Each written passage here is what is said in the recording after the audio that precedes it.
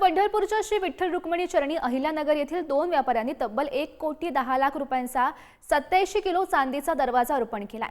विठ्ठल मंदिरातील चौखंबी दरवाजा चांदीने मढवण्यात आलेला आहे। अहिल्यानगर येथील विठ्ठल भक्त अतुल अशोक पारख आणि गणेश आदिनाथ आव्हाड यांनी देवाच्या चरणी हा चांदीचा दरवाजा अर्पण केलाय आणि या विठ्ठल भक्तांशी बातचीत केलेली आहे। प्रतिनिधी माऊली डांगे यांनी। तर गुरुपौर्णिमा आहे आणि अहिल्यानगर येथील विठ्ठल भक्तांनी जे चांदीचा महाद्वार तब्बल 1,10,00,000 रुपयाचा चांदीचा महाद्वार दिलेला आहे, ते विठ्ठल भक्त माझ्या बरोबर आहेत। काय सांगाल, काय नाव आहे तुमचं? माझं नाव अतुल अशोक पारख, राहणार आम्ही अहिल्यानगरचे आहोत। आम्हाला आज हा सेवा करायचा आम्हाला आज मौका मिळाला, चान्स मिळाला, त्याच्याबद्दल आम्ही खूप खूप पंढरपूर देवस्थानाच्या समितीचे धन्यवाद करतो।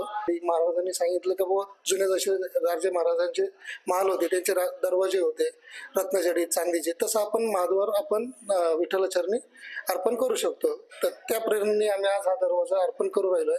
याच्याबद्दल आम्हाला देवस्थानाने खूप मदत केली आणि ह्या प्रेरणेने आम्ही आज हा दरवाजा पूर्ण इथं अर्पण करतो। किती किलोची चांदी आहे?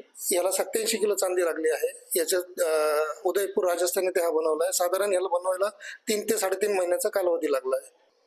आपला जो जगाचा पोशिंदा आहे, विश्वाचा तारणहार पांडुरंग परमात्मा यांचा दरवाजा असावा। तर मी त्यांना सांगितलं की आपण अशा प्रकारे एक चांदीचा दरवाजा बनवा, जेणेकरून खूप आनंद होतोय सर्वांना। आणि हा चांदीचा दरवाजा त्यांनी या गुरुपौर्णिमेच्या शुभ मुहूर्तावर अर्पण केलाय।